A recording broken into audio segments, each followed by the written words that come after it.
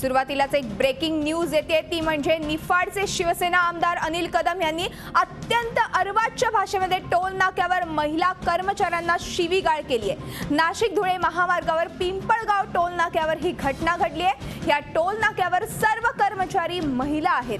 कदम यांना टोलची पावती फाडायला सांगितल्याचा राग आला आणि कदम यांनी ह्या महिलांना शिवीगाळ करत आया बहिणींवरून शिव्या देत महिलांना थेट कपडे काढण्याची धमकीच दिली आहे।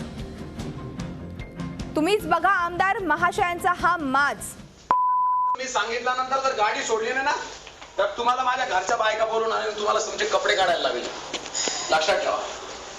माझा एकदा सांगतो, आमदार आहे मी, ओळख दिली, बरं ठीक आहे बा, मूर्ख आहे, गाडीचा नंबर सांगितला, ती मला सिरीज सांगा।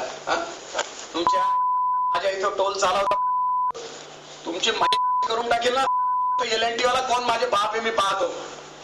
हा हे तोडून टाकायचं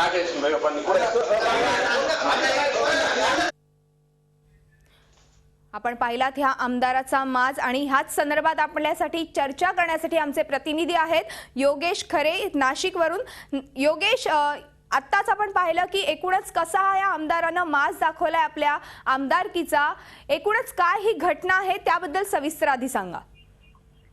मुंबई आग्रा महामार्गावर पिंपळगाव येथे हा टोल आहे। LNT कंपनीच्या या टोलवर संपूर्ण वसुली जी आहे ती महिला करत असतात। हा राज्यातला पहिला एकमेव टोल आहे जिथं 24 तास महिलांचं राज्य असतं आणि महिला त्या ठिकाणी टोल वसुली करतात। रात्री सुद्धा महिला या ठिकाणीच असतात।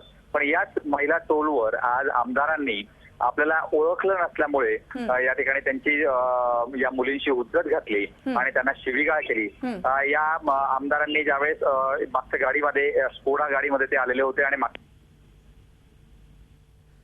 स्कोडा गाडीमधून हे आमदार आले होते आणि त्यांनी त्याच्यानंतर शिवीगाळ केला। आपण पुन्हा एकदा ऐकूया ह्या आमदारांना कशा भाषेमध्ये शिवीगाळ केलाय ह्या महिलांना।